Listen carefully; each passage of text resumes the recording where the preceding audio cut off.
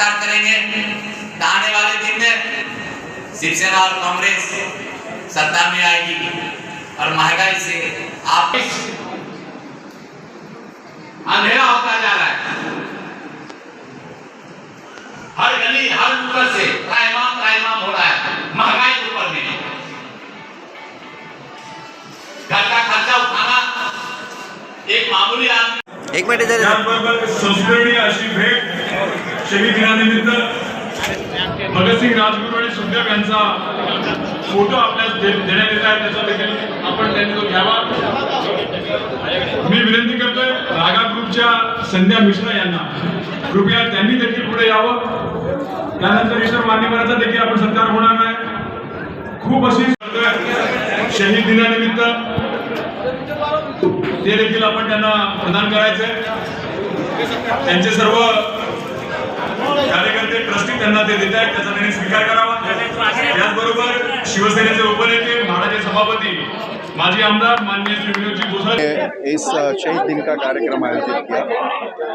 मैंने उनको बिल्कुल बधाई भी दी है, पर शहीद दिनों का कार्यक्रम मुंबई कांग्रेस में हर साल सारे तो आज का भी था, बट बड़े पैमाने में लोगों को अभी ये, क्योंकि हम डिजिटल वर्ल्ड में हम सारे घूम रहे हैं, हम सारे, और हमें सिर्फ और सिर्फ वो सोशल मीडिया और वो हमारा सेल फोन, इसके बाहर हमारी दुनिया नहीं है। लेकिन ये दुनिया मुहैया करके देने वाले राजीव जी हैं, ये दुनिया मुहैया कर देने वाली इंदिरा जी हैं, ये दुनिया हमारी आज़ादी के संग्राम में अपनी शहादत देने वाले ये सारे हैं।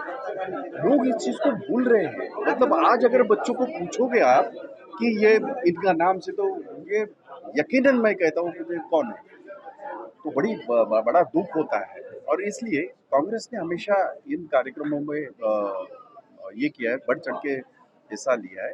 अमरनाथ जहाँ हमारा उनकी एक संस्था है, उनके माध्यम से और विनोद गोसालकर जी के सपोर्ट से उन्होंने बढ़िया कार्यक्रम किया। आप देख रहे हैं। और हमारा यही कहना है कि लोगों के सामने हकीकत जो है, सच्चाई लोग जाने। आजकल हम लोग देख रहे हैं कि एक परसेप्शन तैयार किया जाता है और वो परसेप्शन ही सच है, ऐसा हम लोग भी सोचते हैं। तो ये जो हो रहा है उसके खिलाफ हमारी लड़ाई है।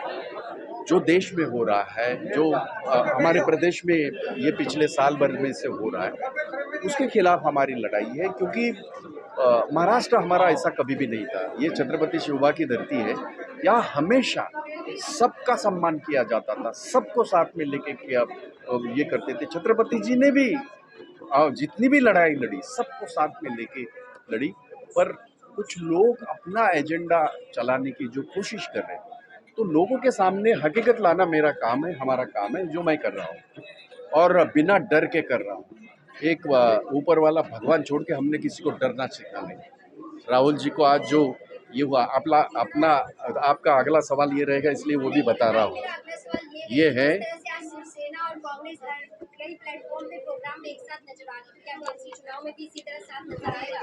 ऐसा है कि आप ये क्यों नहीं सोचते कि मैंने उद्धव जी हमारे मुख्यमंत्री करके मैंने जिक्र किया है।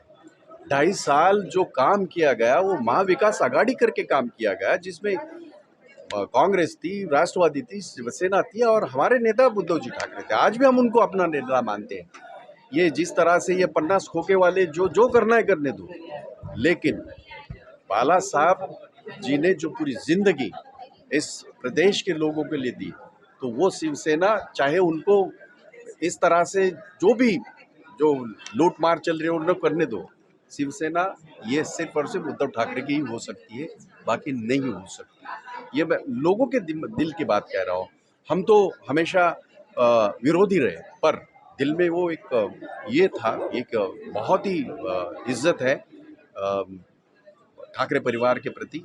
जैसे हम कहते हैं कि भाई और हमेशा कहते हैं कि गांधी परिवार ने इस देश के लिए सब कुछ दे दिया, ठाकरे परिवार ने भी इस प्रदेश के लिए सब कुछ दे दिया। तो वो हमारे नेता हैं और हम इस तरह से आप पहली बार थोड़ी देख रहे हैं, इसके पहले बहुत बार आपने देखा है सारे इसमें। तो ये महाविकास आघाड़ी है और जब महाशब्द लगता है तो बाकी सारा उसके सामने कुछ नहीं चलता और हम चलने नहीं देंगे।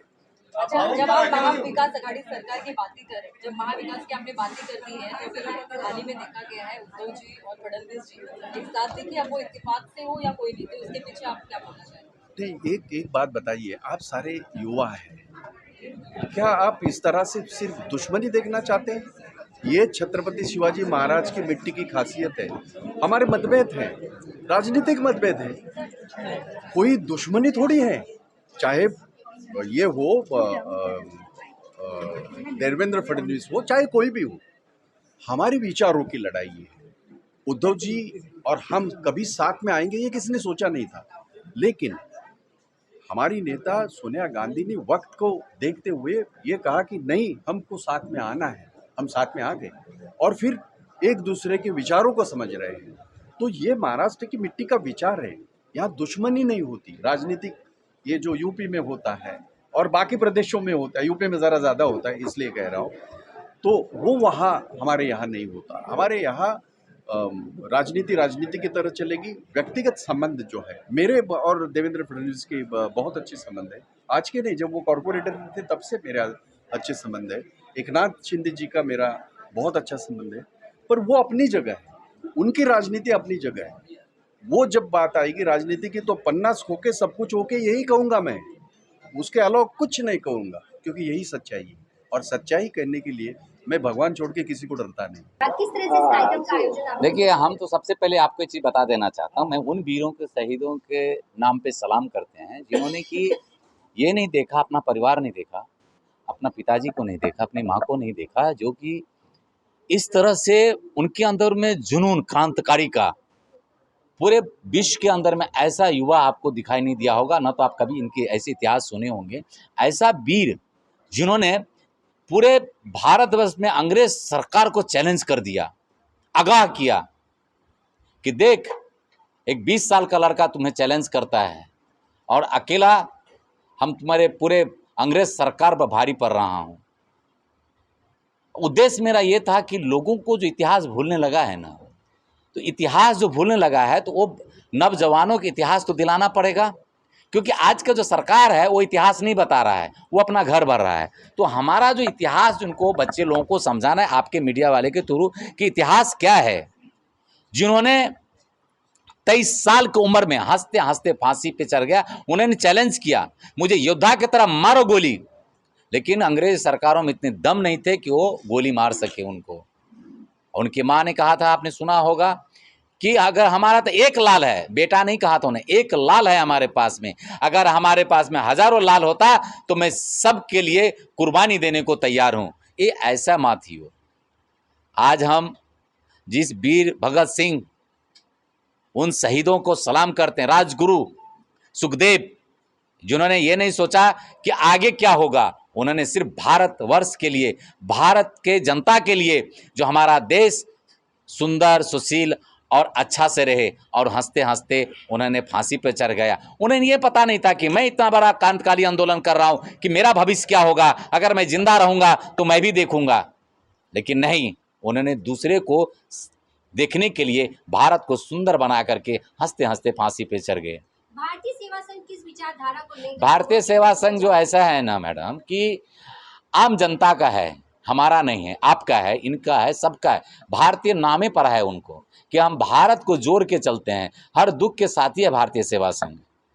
आज जिस तरह से आपने इस मंच पर एक नहीं बल्कि सभी पार्टियों को एकत्रित किया, तो क्या लगता है किस पार्टी को आप देखते हैं जो शहीदों के लिए और अपने देश के जो सैनिक हैं बॉर्डर पे उनके लिए कार्य करेंगे? देखिए, सबसे पहले है कि हम इंसान को जोड़ना सीखे हैं, पार्टी को नहीं। एक इंसान अच्छा होता है, पार्टी तो चलती रहेगी, गिरेगी उठेगी, गिरेगी उठेगी चलेगी, पर इंसान को जोड़िए। और इंसान बहुत बड़ी मायने में रखता है। जब आप कहीं चले तो कोई अमर झा है जिन्होंने जोड़ के चलता है गठबंधन। जैसे कि आपने देखा होगा कि जब विवाह होता है लड़का लड़की तो कैसे गठबंधन जोड़ते हैं, उसमें कौन सा पक्ष कौन सा जात के लोग आते हैं वो मायने नहीं रखते, वो शादी में आता है वो मायने रखता है।